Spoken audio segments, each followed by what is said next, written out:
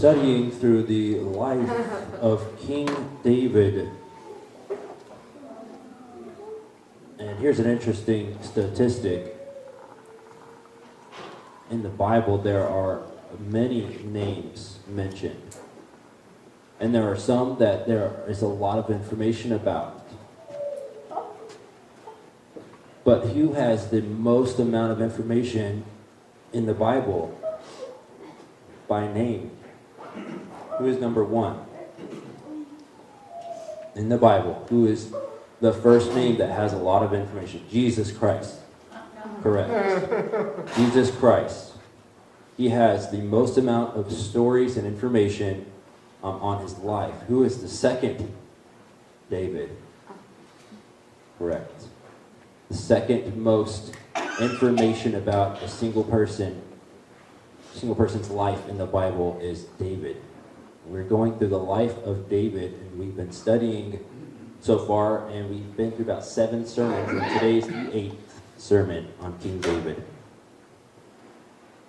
Don't forget, David is a man after God's own heart. He has followed God, not always, and we will see that here soon, on how David kind of strays from the Lord. So far, we have seen a lot of how he has honored and followed God throughout his life. And in turn, God has used him in big ways. And we'll see more of that today. Wow. We talked a little bit about Saul, and then David as a shepherd. Then David, when he was anointed. Also his background in singing for Saul, while Saul struggled with demons. David wrote Psalms. And so the book of Psalms, there's about 150. Most of them, about 100 to 120, were written by David. We also see David as the humble whenever he approached Goliath. And he argues that he has a cause, that there is a cause here to approach Goliath. Then David, the brave, when he faced Goliath in battle, and the courage that he had. Then, recently, we talked about how David was an enemy, specifically to Saul, as Saul became jealous of David. And the women of the city have sung that Saul has killed thousands, but David has killed 10,000s, and jealousy arose.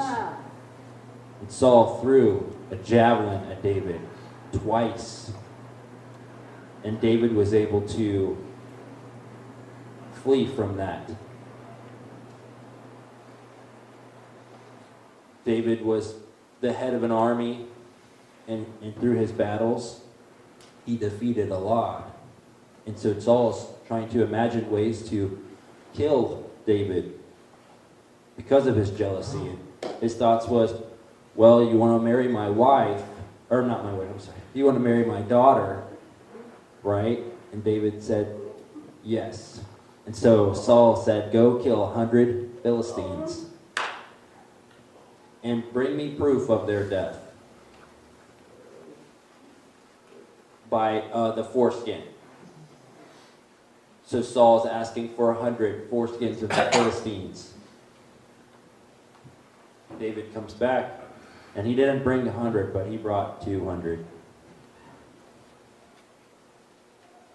He's killed 200 Philistines and proved it for the daughter of Saul.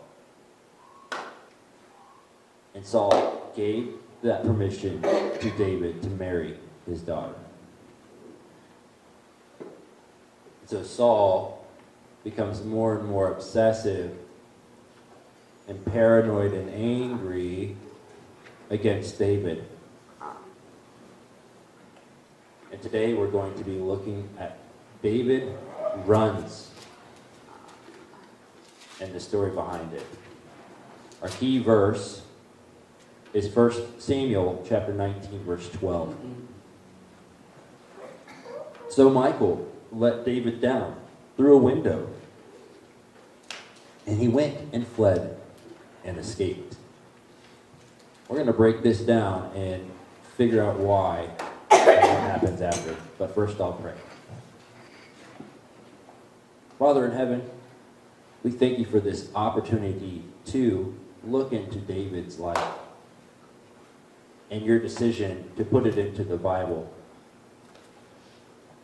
We appreciate your word and the reasons behind it and the ability to look into the history and to find out what the profit or benefit is for the Bible as we look at doctrine, instruction, and righteousness. Lord, help me to teach doctrine. Help me to speak clearly. Maybe I need something myself. Help me to be open to that and to change and lead me in the way of your righteousness, Lord. Bless this day and bless your word and this sermon and our understanding of your word. Help us to apply it to our hearts and use it for transformation in our life. In Jesus' name, amen. We see David runs. We're going to open this up with 1 Samuel chapter 19. As Saul is still annoyed and obsessive about David. Let's look at 1 Samuel 19, 1 through 5.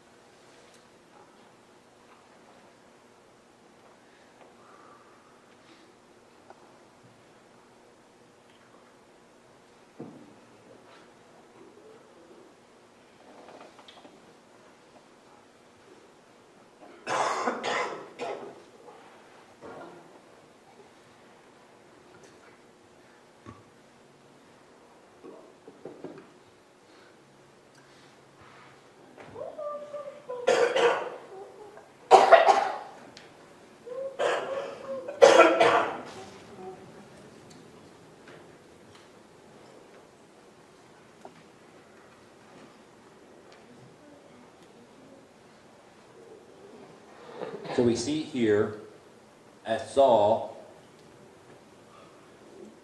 gathers his servants and has somewhat of a staff meeting and the agenda, which is to kill David. How terrible is that? Saul is ready to do it. He's ready to kill him. And Saul spake to Jonathan, his son. Notice how he says, how it says they here, as in they should kill David. Hey, let's work together and let's make this happen. I know David's a smart guy, but we can work together, and with that we can defeat him. Ready? But Jonathan, Saul's son, delighted much in David. Jonathan loved David. Jonathan told David, saying, oh, just a moment, just like last week, they were like brothers in the verses that we read. So when Jonathan told David, saying, Saul, my father, seeketh to kill thee. Now therefore I pray thee, take heed to thyself until the morning, and abide in the secret place, and hide thyself. So this is what happened. Jonathan went ahead and met his father, and Jonathan spake, verse 4. He spake good of David unto Saul's father, and said unto him, let not the king sin against his servant, against David. Those are some strong words here. The prince is telling, the king, if you kill David, you are sinning. Pretty blunt.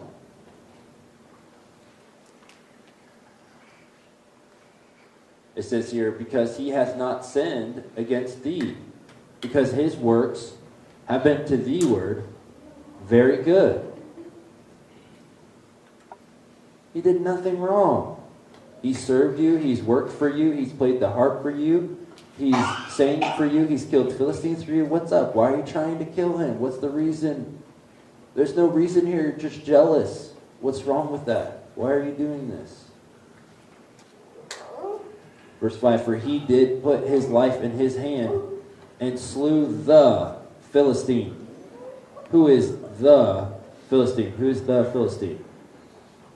The, one person.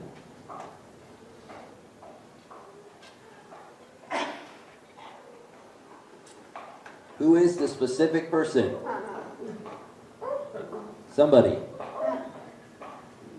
This one Philistine that was terrible. Yes, Goliath.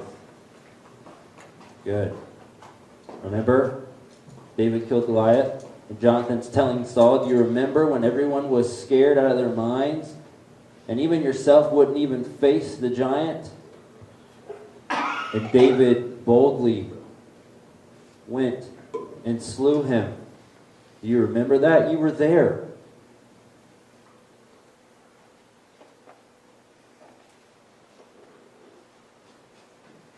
And we read here, the Lord wrought a great salvation for all Israel.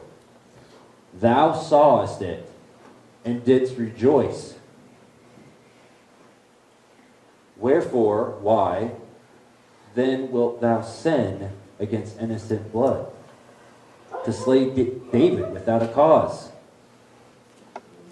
Jonathan was pretty straightforward with his dad, saying, hey, you're wrong. How old was Jonathan? We don't really know. We can assume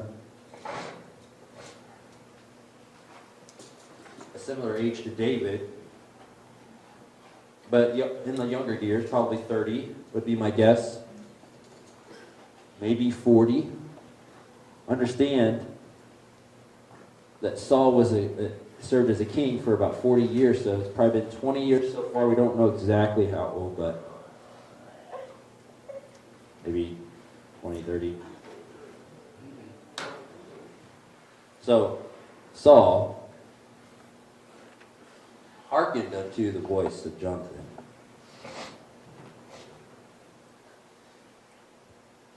And heard the voice of Jonathan. And he sware. And Saul sware, as the Lord liveth, he, David, shall not be slain.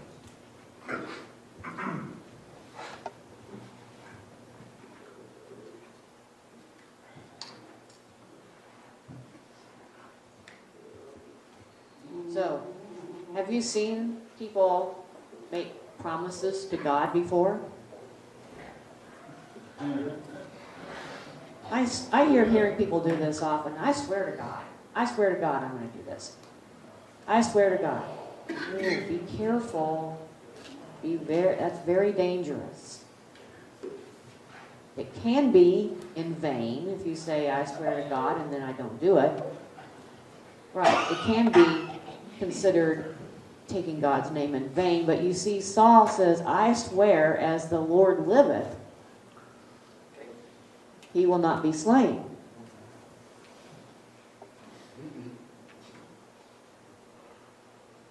Did the Lord die? No, the Lord didn't die, but we'll see pretty soon Saul will try to kill David again. So Jonathan called David, and Jonathan showed him all these things. And Jonathan brought David to Saul, and he was in his presence, as in times past. So, he put them together again.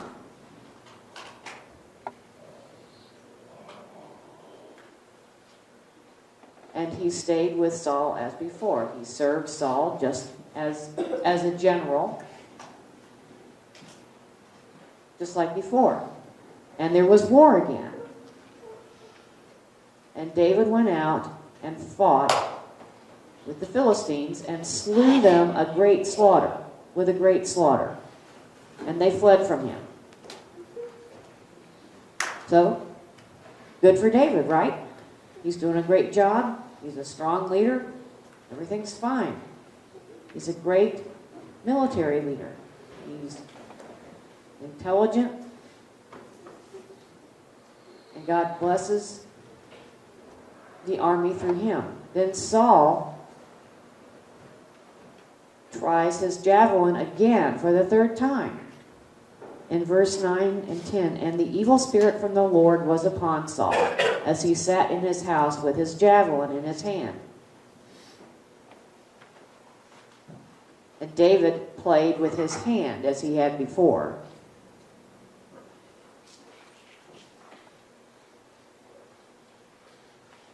So Saul sought to smite David even to the wall with the javelin.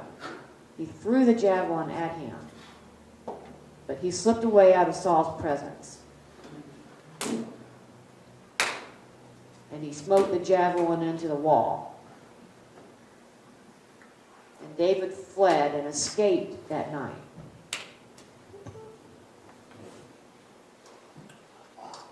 The third time Saul throws the javelin. Maybe Saul's probably a terrible throw. Third time, he still missed. Or maybe David has pretty good reflexes either way. Pretty quick.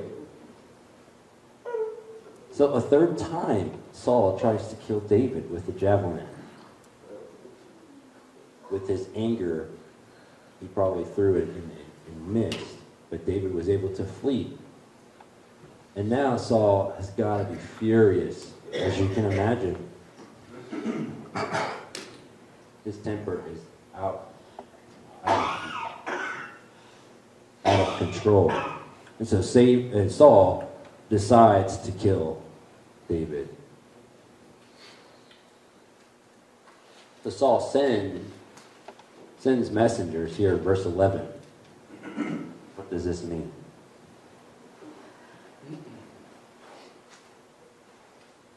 He sent his quote-unquote secret police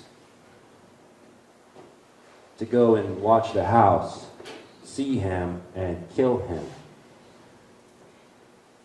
I don't know what kind of message specifically, but basically to go and see him and slay him. So Saul sent messengers unto David's house to watch him and to slay him in the morning.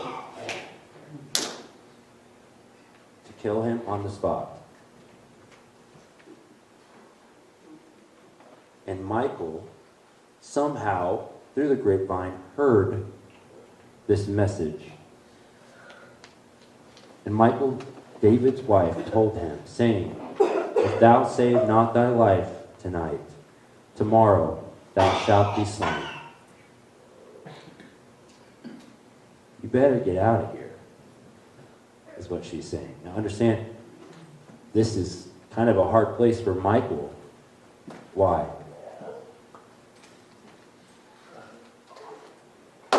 Because this is a father and a husband. The father of Michal is Saul, and the husband of Michal is David.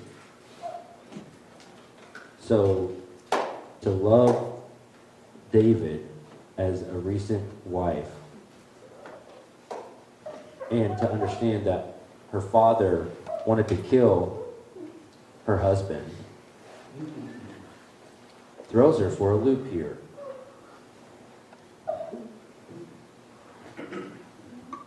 And we'll see what happens next here, and how Michal is a hero. We'll see.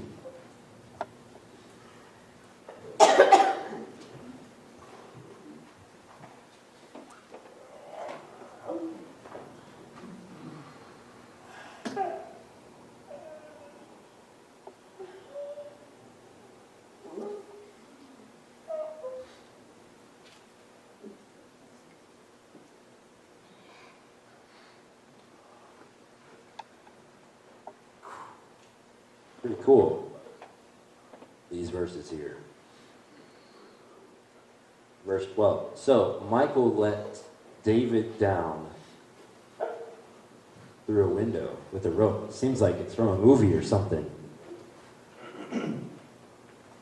And as David is like crawling out the window and being able to flee, and Michal put some type of image in the bed. It says verse 13, and Michal took an image, laid it in the bed, and put a pillow of goat's hair for his bolster. Kind of looked like a head almost. And looked like he's laying in bed with the covers over his head. So if a person were to walk in, they'd see, oh, David's sleeping. He covered it. Verse 14, and Saul sent messengers to take David. And they probably go up to the door, David's house, ring the doorbell, and the flashes happen, and knocking on the door, trying to get in. And Michal says, I'm sorry, David is sick. He's in bed and he's sick. And you'll have to wait till tomorrow to see him.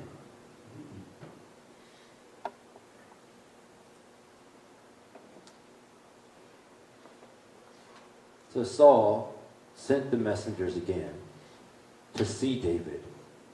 Saul asked them to go in there and take him from bed. I don't care if he's sick or not. I will kill him. Tonight. Period. So the messengers come back. The spies, so to speak, knock on the door, ring the doorbell. We don't care if he's sick or not. We're coming in and we're going to get him. We're going to see David there and take him from bed. They opened up and then they realized it was fake and he wasn't there. Verse 16. And when the messengers were come in, behold, there was an image in the bed with a pillow of goat's hair for his bolster.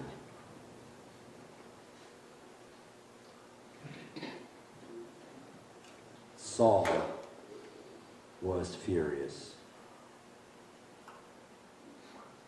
and upset with Michal's daughter. And Saul said unto Michal, why hast thou deceived me and sent away mine enemy, and that he is escaped? And Michal answered Saul, he said unto me, let me go. Why should I kill thee?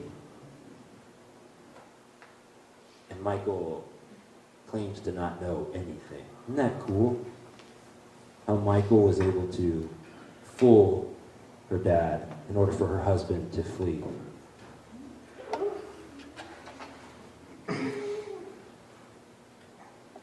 So David escapes.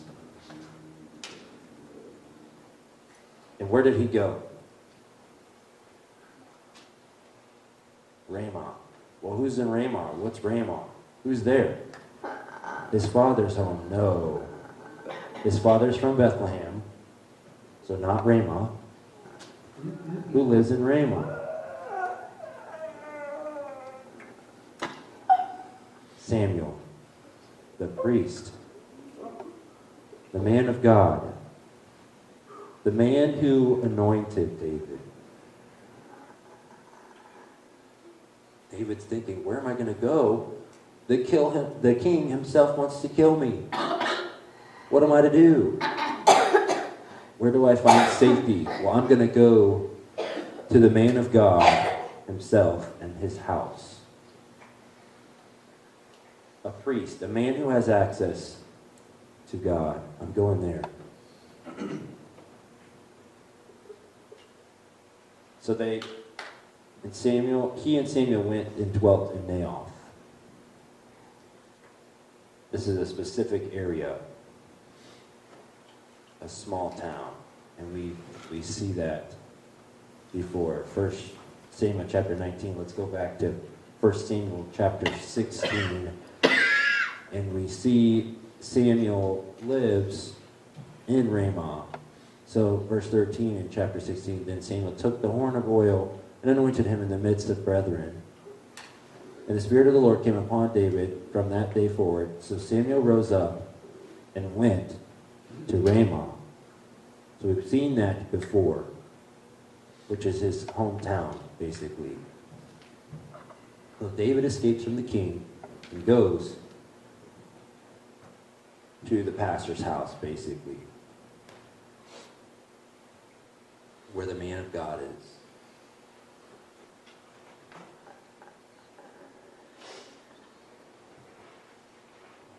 How wicked is this? Can you imagine? Just imagine with me today. If something were to happen, if you were able to make it up to the chain of democracy here, and Donald Trump looks at you and says, I'm jealous of this person. He's better than me. He's going to take over my power. And decides that he wants to kill the president of the U.S. What does the president have?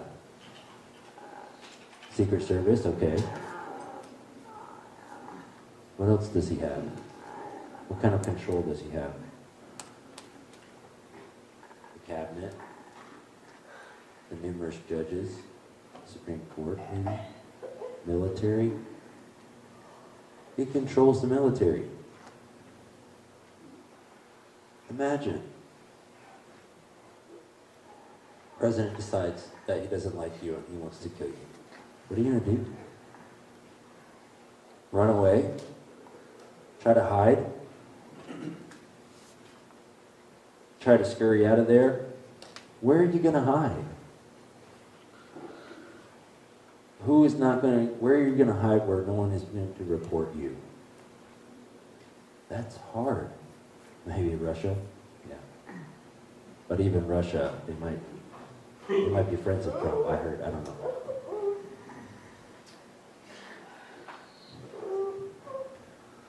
So just imagine the king of Israel, of all of Israel, hates this person. Why does Saul hate him? Oh, because he's jealous. That's it. David did nothing wrong. He is innocent. David was good to him, if anything. He encouraged him. He helped him. And served him and worked for King Saul.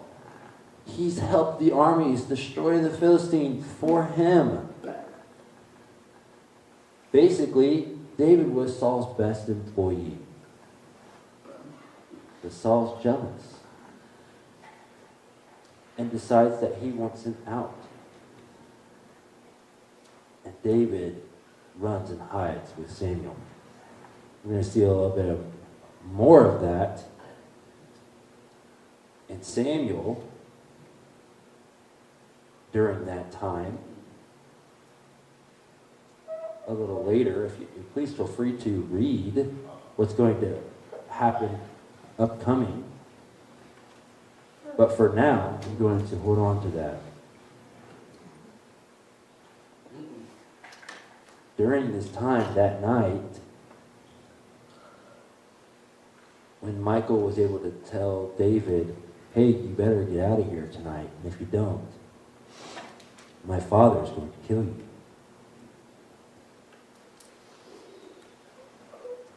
David could have sat down, he could have worried, he could have been paranoid, he contemplated on what he's going to do, he could have wept, he could have been sad. And we probably would have done the same thing, quivering in our boots. The king wants to kill me. And he just recently tried to throw a javelin at my face.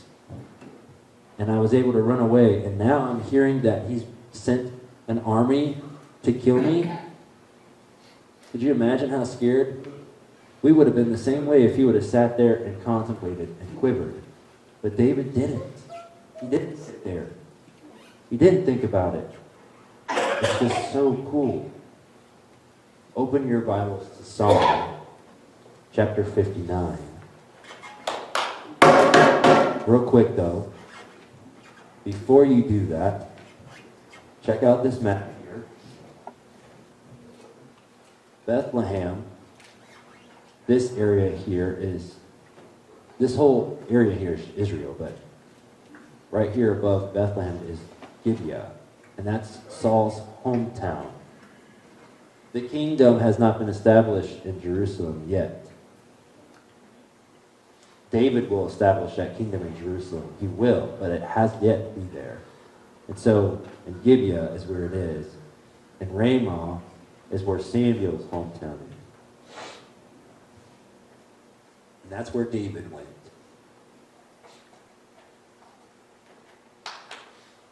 It probably took him about one night or so to get there. It's kind of a quick drive, so to speak. So for those of you wondering where Ramah is, that's where it is, according to the map. So Psalm 59, go ahead.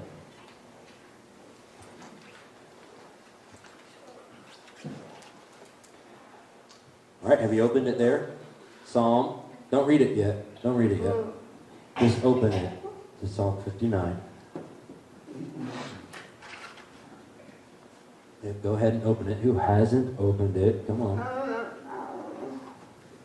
Keep turning pages. All right. Don't look at verse 1, but right above verse 1, so you have Psalm chapter 59, but there are some words right under that number there, before verse 1. Some Bibles have it, some do not. Mine does.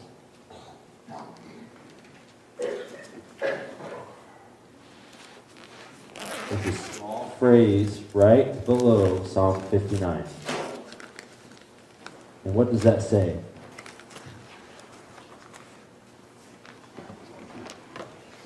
To the chief musician, Al-Tashit, Miktam of David, when Saul sent and they watched the house to kill him. When was this?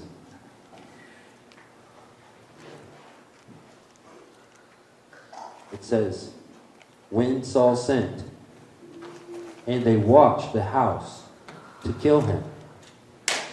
That night, that same night, while Saul was preparing and plotting a way to kill David, and they watched him, what did David do? He sat. He kneeled. And he sung to the Lord. He sang to the Lord. He wrote words of expression. And there are people outside watching. They're ready to kill him. They're ready to kill him in the morning. And he is singing praises to the Lord at the same time. Imagine that. What would you do when you're faced with difficulty or issues? Maybe someone that you're working with and they've offended you. So you try to get back at them. Or you speak gossip about them. Or maybe backstab about how terrible they are. What do you do?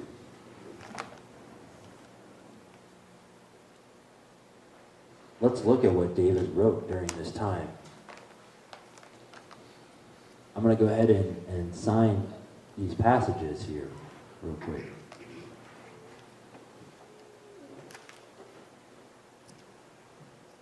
So again, to the chief musician, Al-Tashit,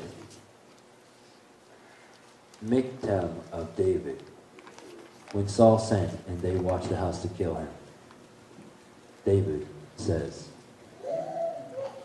deliver me from mine enemies. Oh my God. Defend me from them that rise up against me. Deliver me from the workers of iniquity, and save me from bloody men. David wrote this. He knew Saul was sinning. He knew Saul was evil. For lo, verse 3, they lie in wait for my soul. The mighty are gathered against me, not for my transgression, nor for my sin, O Lord. I've done nothing wrong, he says. They run and prepare themselves without my fault. Awake to help me, and behold, he's crying out to the Lord, help me. They're preparing themselves to kill me. They are waiting for my soul. Lord, hey, look at me. Help.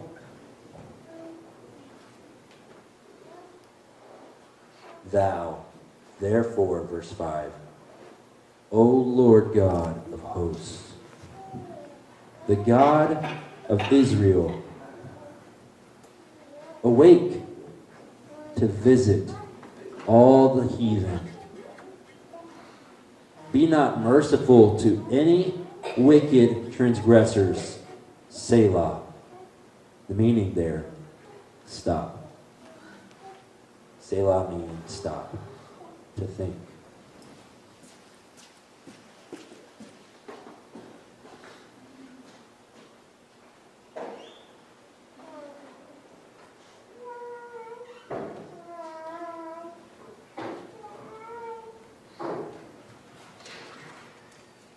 They would, behold, they belch out with their mouth.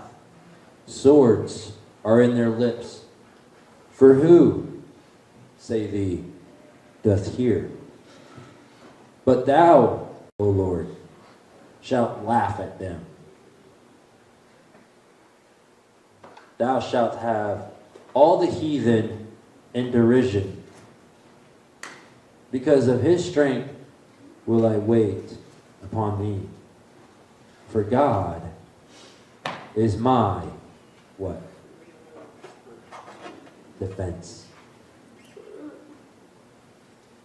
He is my protection. Now, I can't protect myself, David says. I am strong, but there are too many. Lord, you are the God of hosts, and I depend on you. Help me.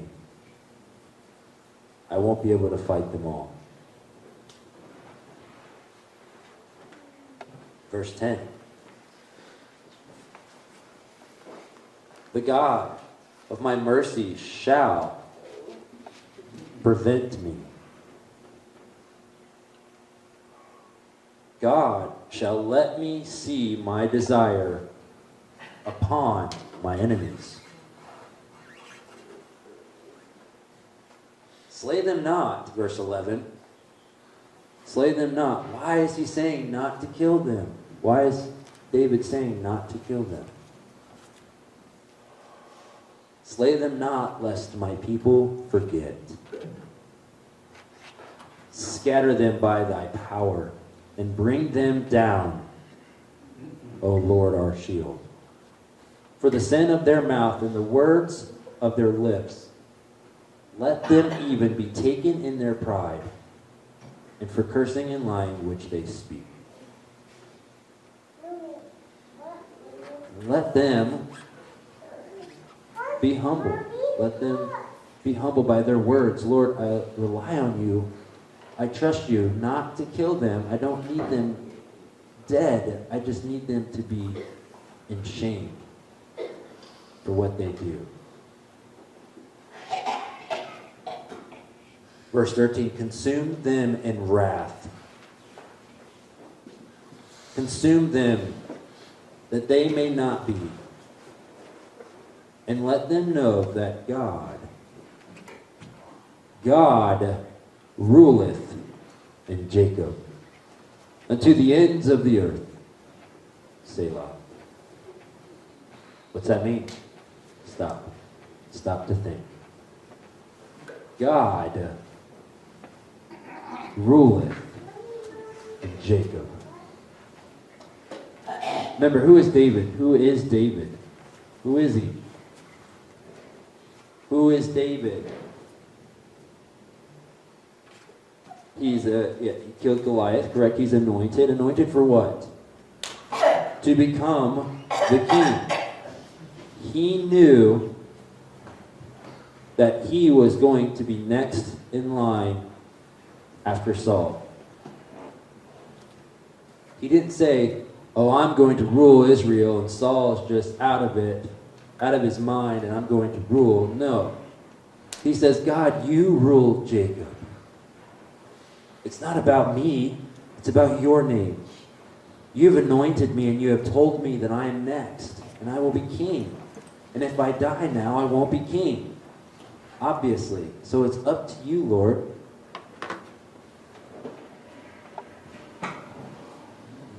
Verse 14. And at evening, let them return, and let them make a noise like a dog. A noise like a dog. Barking, or maybe howling at the moon. But let them look, make a noise, bark like a dog. Where's David? Where's David? And look for him. He asked God to not let them find me, but let them to keep searching and looking and getting misled and finding something that's not there like a dog. And go round about the city. Verse 15, let them wander up and down for meat, and grudge if they be not satisfied.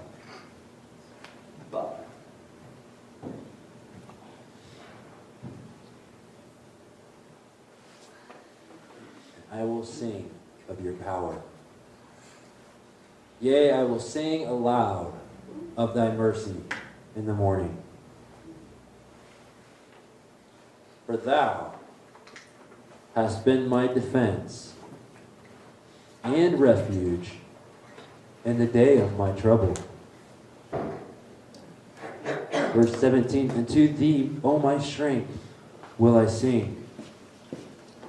For God is my defense and the God of my mercy.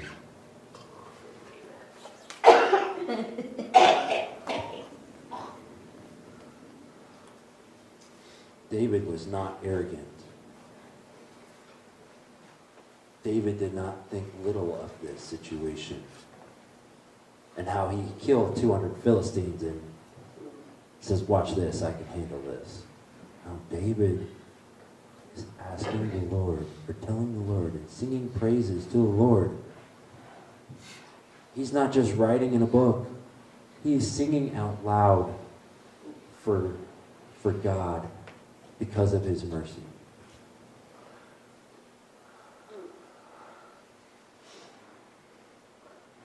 Do you go through hard times?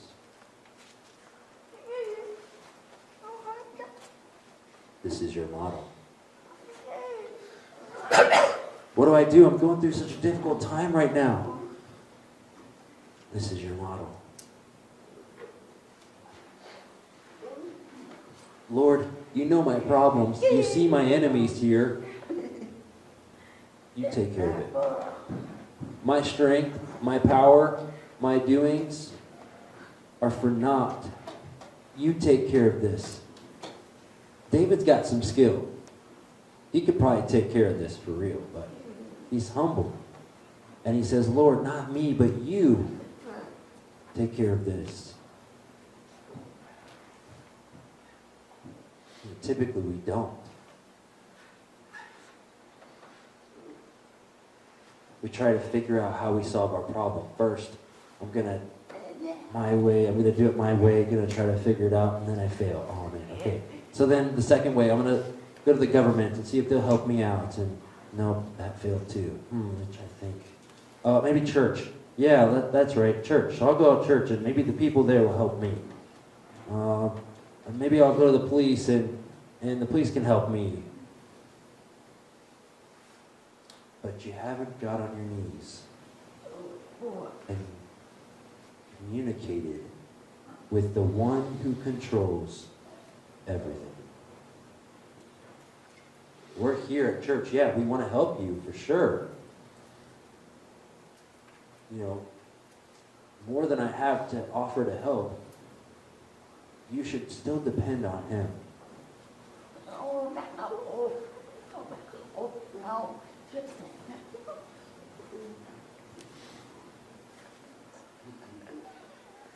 Typically, our instinct isn't to look to Him, to God, for help. David is risking everything for the Lord and says, if you don't take care of me, I'm going to die. Lord, will you please take care of me? And then, because you take care of me, I will sing praises to you. My problems aren't going to go away. Saul was still looking for him, like dogs, barking, hungry for meat. And David's still running. The problem isn't gone. It's still there. David trusted in the Lord. Whatever happens, he says, you are my defense. You will protect me and my family.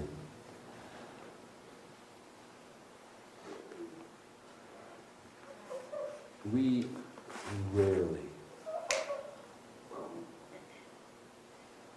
go to the Lord when a problem arises and ask Him to take care of our problem.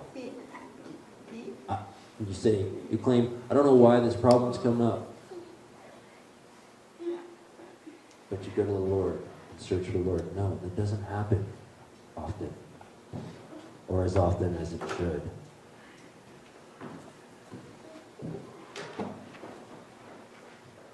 Where do you run when problems and troubles arise? Well, I'm just going to call my lawyer. I'm going to call my friend.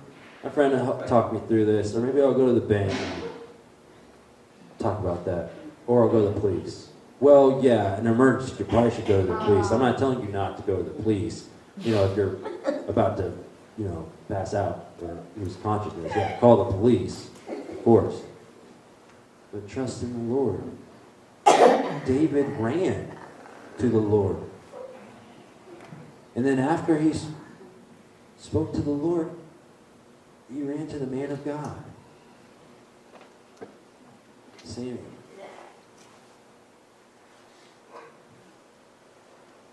Do you have friends? Do you have a friend like Michael, willing to help? Do you have friends like Samuel,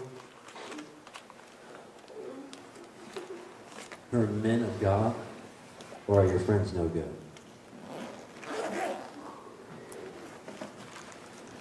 Is your friend like Saul, trying to backstab and kill you? What do you depend on? Oh, well, my family, my mom and dad, they'll take care of me. Maybe the government will take care of me. And the police might be my last resort here. Become dependent on other people, but maybe after they fail, I'll look to God. No, go to God first. Go to God first.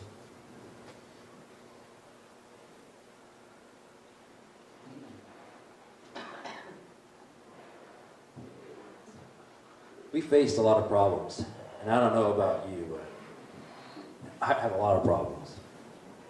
I feel like we all have difficulties, temptation, sin, difficult situations, struggles.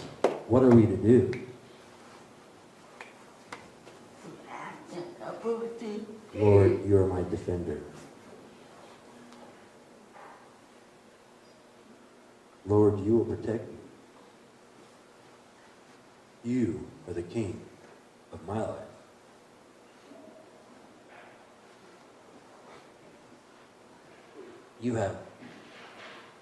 It's your way. Everything is your way. The goal is for you to have your way, not mine. Glory and honor and praise to him. Why? Because he's worthy of praise. Lamb of praise. Worthy is the Lamb of praise. To give honor and glory and riches and strength.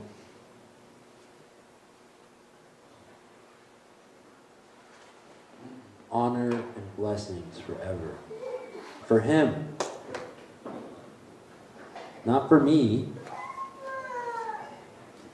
For me, I will manipulate things. I'll become rich and I'll have people look at me and I want to be cool. I want the attention. Not for me, but all of this for you. Honor and glory to you. David did that. Even though he knew, I can imagine this just to add. As a gun with a laser.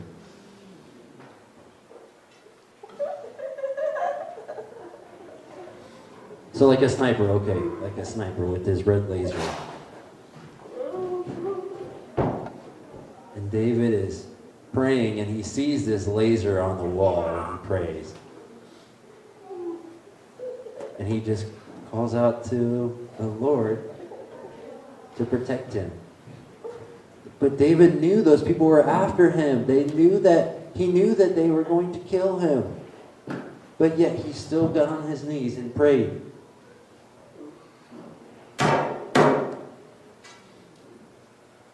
We need to depend on him, yes. I'm so thankful for David and his example. Without this, we wouldn't have Psalm 59, where David sings praises to God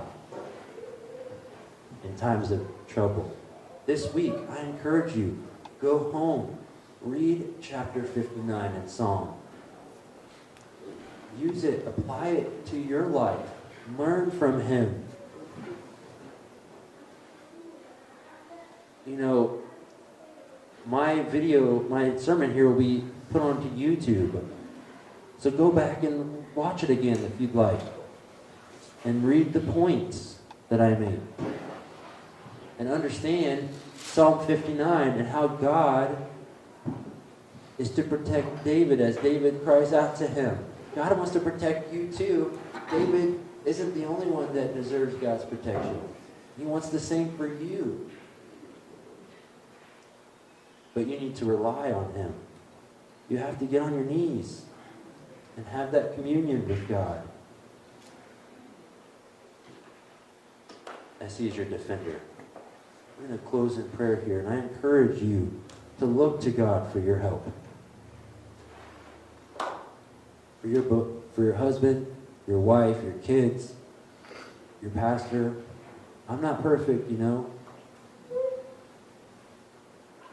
I would be there like Samuel to offer help. All people will fail one time or another. Who are you reliant on? Are you reliant on someone who never fails? Jesus never failed. Father in heaven,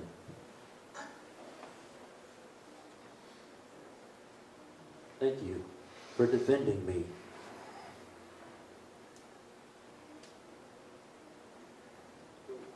Maybe today there are enemies out there looking for a way to mess things up. I don't know, but I know that you have been taking care of me so far. Lord, there are problems and situations happening all over the world. Just recently, last week, in Texas, the shooting at the church, and the numerous people that passed away. What do they look? Where do they look for? What do they look for? Where do they look for comfort? I saw a video of the pastor of the church where his own daughter passed away, and he prayed that we can find comfort and peace in the hands of Jesus.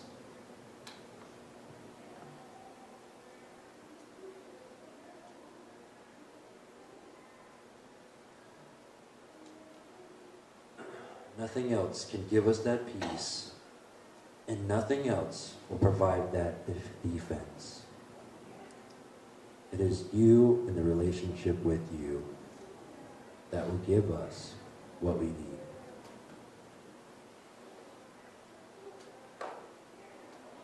Father, I pray for everyone that's here, Lord, in their lives, as they will be a reflection of your glory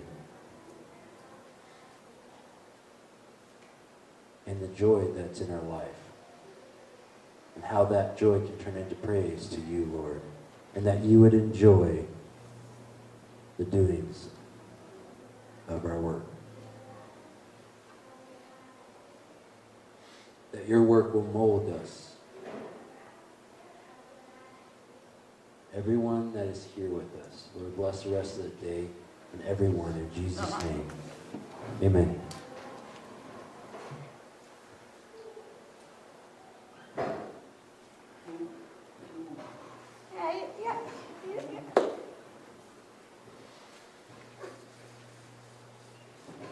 Ask everyone here